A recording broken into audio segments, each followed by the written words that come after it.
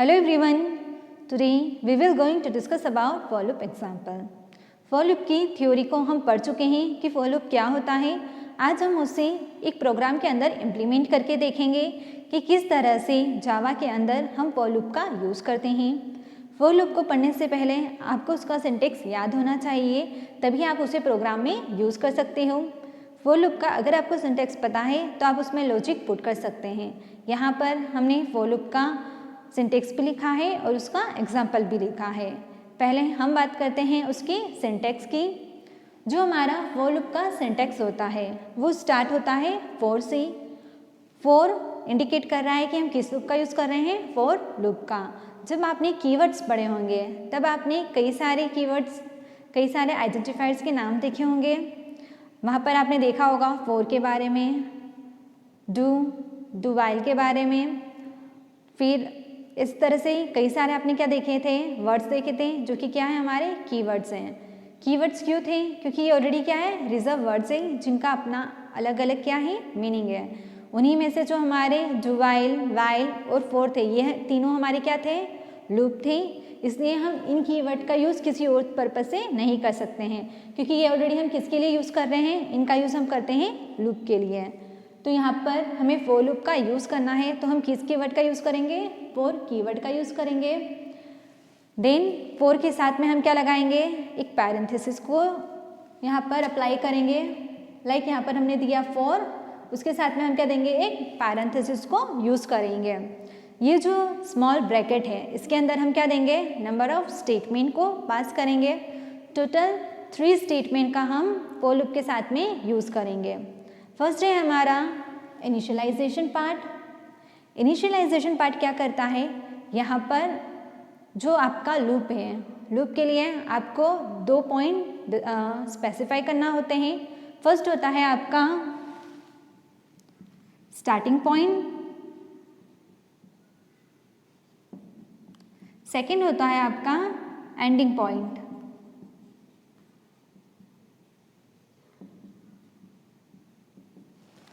ऐसा हम क्यों करते हैं, क्योंकि लूप क्या है, लूप का यूज़ हम इटरेशन के लिए करते हैं। ये एक तरह की क्या है, हमारी साइकिल है जिसका यूज़ हम क्या कर रहे हैं, किसी भी कोड को रिपीट करने के लिए कर रहे हैं। तो हमें उस लूप को कहाँ से स्टार्ट करना है, उस साइकिल को आपको कहाँ से स्टार्ट करना है, इसके लिए आपको क्या देना होगा, एक स्टार्टिंग पॉइंट देना होगा। देन वो आपकी जो इटरेशन है वो कहीं ना कहीं क्या होगा, जाकर स्टॉप होगा। उसके लिए आपको क्या देना होगा, एक एंडिंग पॉइंट देना होगा। अगर आप स्टार्ट पॉइंट नहीं देंगे तो आपका लूप स्टार्ट नहीं होगा। अगर आपने एंडिंग पॉइंट नहीं दिया तो आपका लूप टर्मिनेट नहीं होगा। आपका लूप क्या होगा, इनफाइनाइट टाइम तक चलता ही रहेगा। इसलिए हम 2 पॉइंट इसमें स्पेसिफाई करते हैं। एक होता है लूप का स्टार्ट पॉइंट, एक होता है लूप का एंड पॉइंट। तो इनिशियलाइजेशन स्टेटमेंट के अंदर हम वेरिएबल को पास करते हैं, और वेरिएबल के अंदर हम क्या करते हैं, वैल्यू स्पेसिफाई करते हैं जहाँ से हम लूप को क्या करना चाहते हैं, स्टार्ट करना चाहते हैं। देन सेकेंड हम देते हैं कंडीशन। कंडीशन में हम क्या अप्लाई करते हैं, कंडीशन के अंदर हम लूप का एंडिंग पॉइंट अप्लाई करते हैं। हम ये बताते हैं कि हमें अपना लूप कहाँ तक चलाना है, जहाँ तक कि वो कंडीशन क्या ना हो जाए, सेटिस्फाई ना हो जाए। जैसे ही वो कंडीशन क्या होती है, एनकाउंटर होती है, हमारा लूप वहाँ पर क्या हो जाता है, टर्मिनेट हो जाता है।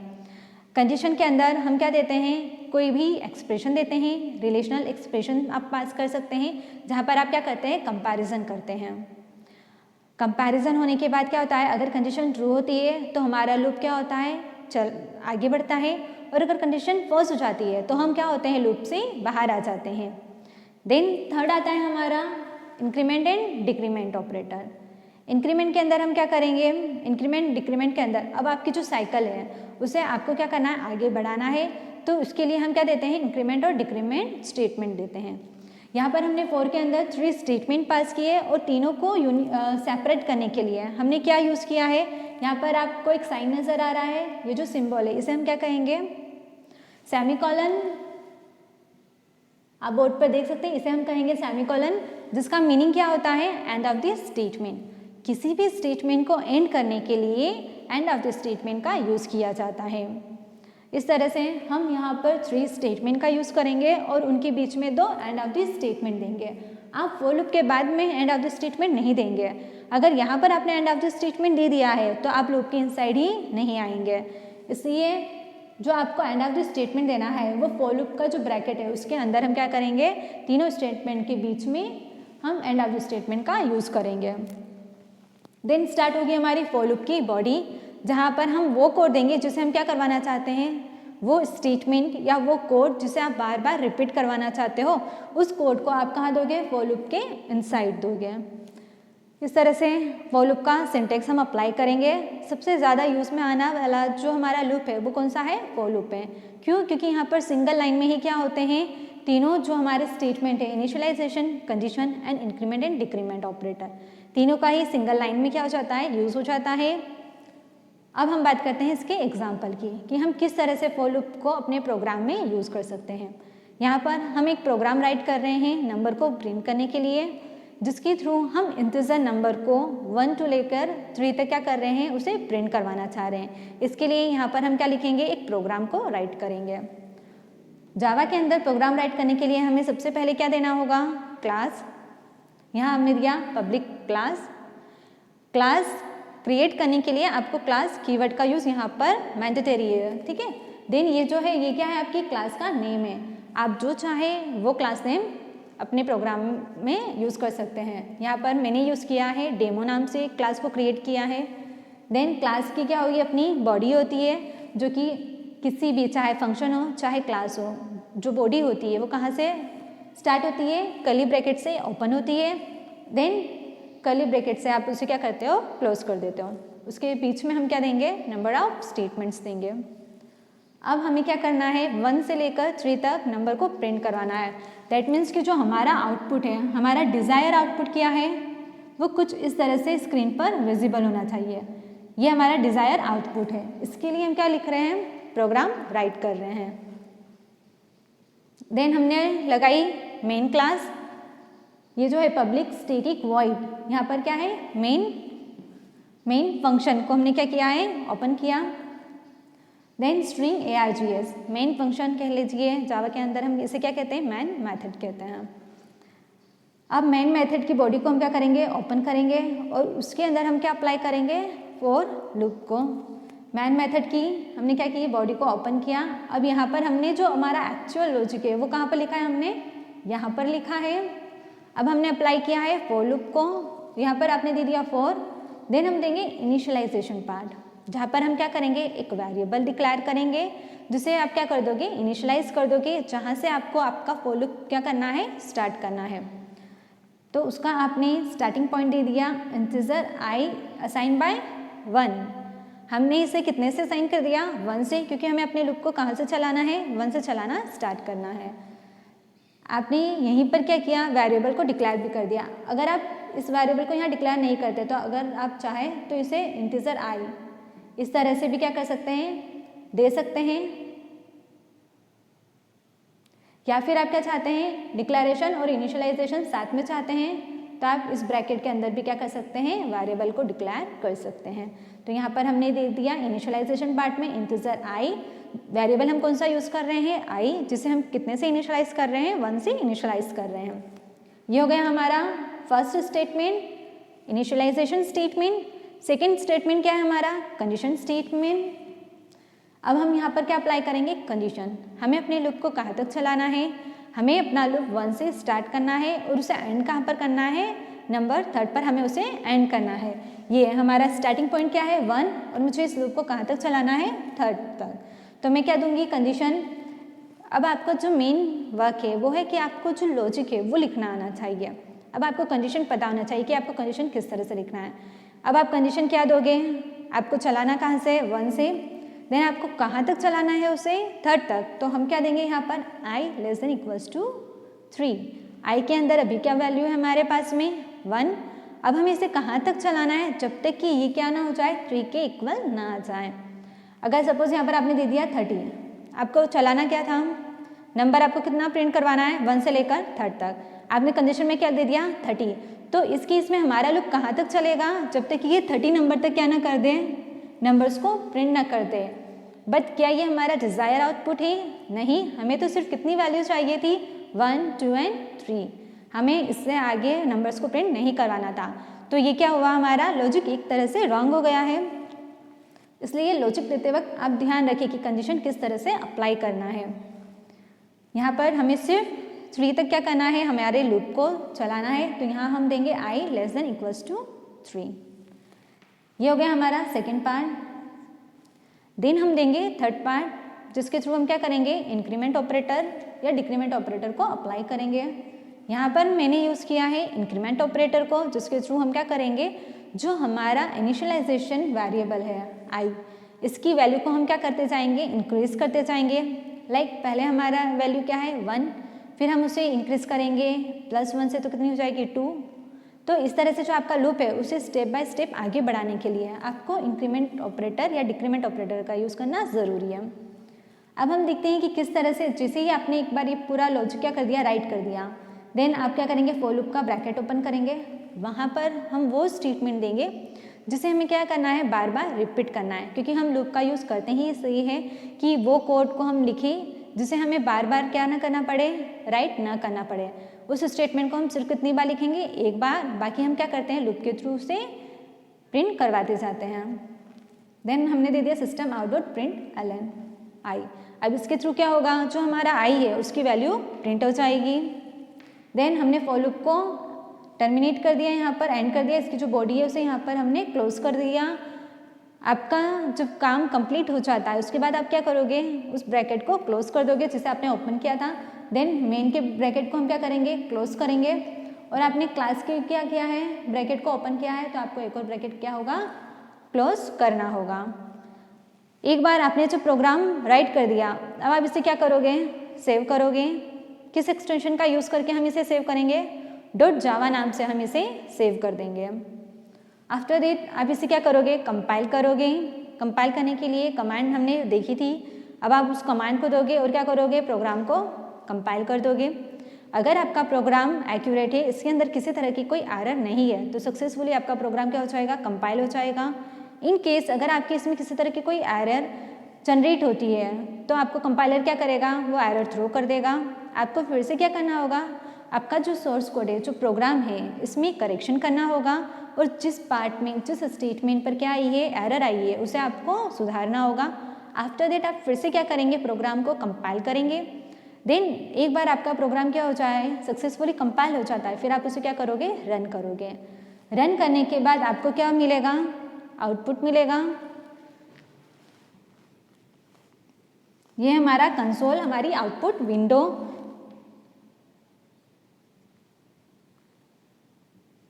यहाँ पर हमें क्या मिलेगा, आउटपुट मिलेगा, जिसके थ्रू हम क्या करेंगे, जो हम चाहते थे, डिज़ायर आउटपुट जो हमें चाहिए था, हमारे प्रोग्राम से हमें रिक्वायर्ड था, वो डिज़ायर आउटपुट हमें स्क्रीन पर शो होगा। अब हम इस प्रोग्राम को रन करते हैं, ठीक है। ये प्रोग्राम हमारा एग्जीक्यूट होना स्टार्ट हो गया है। सबसे पहले कंपाइलर क्या करेगा, कंपाइल करेगा पब्लिक क्लास डेमो, देन वो आएगा नेक्स्ट लाइन पर जहाँ उसे मिलेगी मैन मेथड, फिर वो आएगा मैन मेथड के इनसाइड जहाँ उसे मिलेगा हमारा फॉर लूप। अब जब हमने फॉर लूप लिखाया है तो ये किस तरह से वर्क कर रहा है, सबसे फर्स्ट उसे मिला वेरिएबल i जिसे इनिशियलाइज कर दिया है 1 से। सेकेंड वो आएगा कंडीशन पार्ट पर जहाँ हमने दिया i <= 3। अब यहाँ देखिए i की वैल्यू अभी क्या है हमारे पास में, 1 <= 3। इस स्टेटमेंट का मतलब क्या है, 1 <= 3। वो चेक करेगा क्या 1 <= 3 है। अब या तो कंडीशन क्या होगी, या तो कंडीशन ट्रू होगी या कंडीशन फॉल्स होगी, क्योंकि जो हमारे कंपैरिजन ऑपरेटर का जिसका हमने यूज़ किया है, जो कि क्या है हमारा एक रिलेशनल ऑपरेटर है, जो क्या करता है, कंपेयर करने का वर्क करता है। अब यहाँ पर कंपेयर करने के बाद वो किस तरह का रिजल्ट हमें रिटर्न करता है, वो हमें देता है एक बुलियन एक्सप्रेशन। बुलियन एक्सप्रेशन जो होता है वो क्या होता है, या तो ट्रू के फॉर्म में होता है या फॉल्स फॉर्म में होता है। या तो इसकी वैल्यू क्या होगी, ट्रू होगी, या इसकी वैल्यू फॉल्स होगी। ट्रू होगी तो कंट्रोल जो है हमारा वो 4 के इनसाइड जाएगा, फॉल्स होगी तो हमारा कंट्रोल कहाँ जाएगा, 4 की बॉडी से बाहर भेज दिया जाएगा। अब आप मुझे बताइए कि यार कंडीशन ट्रू हो रही है क्या, 1 <= 3 है, 1 3 से छोटा है, हाँ है। कंडीशन क्या हो यहाँ पर, ट्रू है। कंडीशन ट्रू है तो हमारा कंट्रोल कहाँ आएगा, अब यहाँ से आ जाएगा फॉर लूप के इनसाइड। फॉर लूप के इनसाइड आएगा तो उसे एक स्टेटमेंट मिला system out dot println, जिसके थ्रू हम क्या कर रहे हैं, आई की वैल्यू को प्रिंट करवा रहे हैं। अब आई की वैल्यू क्या है, हमारे पास में आई की वैल्यू है 1, तो स्क्रीन पर प्रिंट हो जाएगा 1। अब मुझे बताइए कि अब हमारा कंट्रोल कहाँ जाएगा। एक बार तो हमारा स्टेटमेंट प्रिंट हो गया 1, अब मुझे क्या करना है, सेकेंड टाइम 2 प्रिंट करवाना है। जैसा कि ये मेरा डिज़ायर आउटपुट आप देख सकते हैं, मुझे ये आउटपुट चाहिए प्रोग्राम से। पहले मुझे चाहिए 1 तो हो गया प्रिंट। अब सेकेंड कैसे प्रिंट होगा, इसी चीज़ के लिए हमने क्या अप्लाई किया है, यहाँ पर इंक्रीमेंट ऑपरेटर को अप्लाई किया है। अब हमारा कंट्रोल क्या होगा, यहाँ से बाहर नहीं आएगा क्योंकि कंडीशन क्या हुई है, अभी ट्रू हुई है, तो कंट्रोल कहाँ पर रहेगा, 4 की बॉडी के इनसाइड ही रहेगा।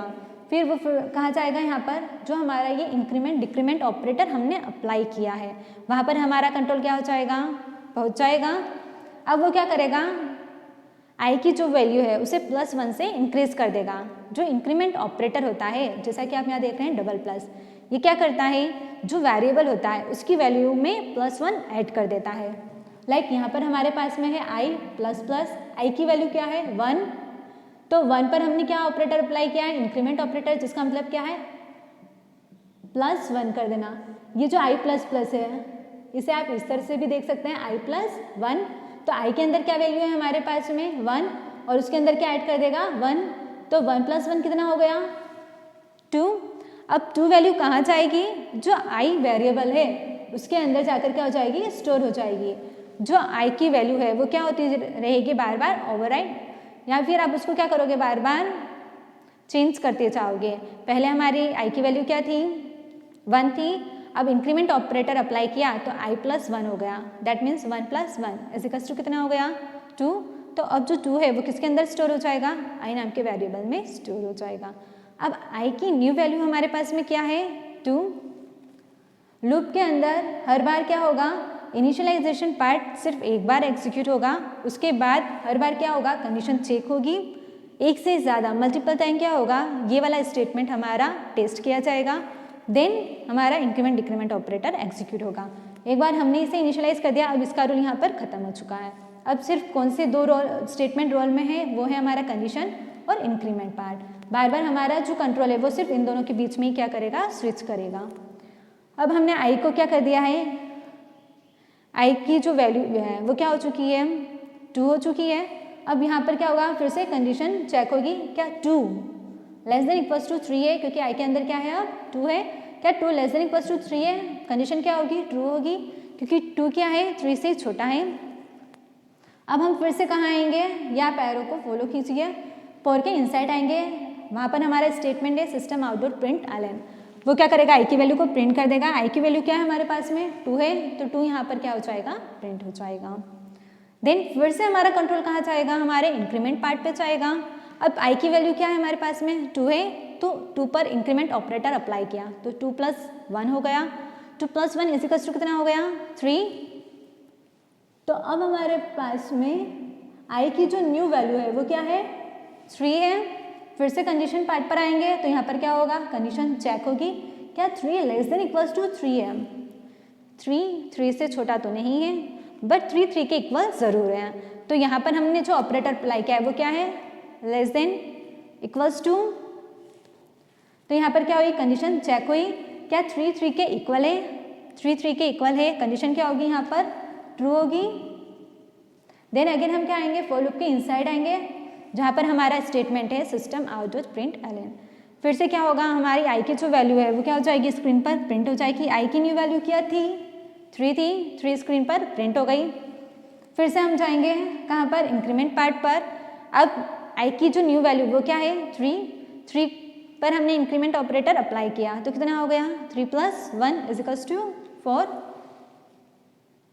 3 + 1 = 4। अब आई की न्यू वैल्यू हमारे पास में क्या है 4।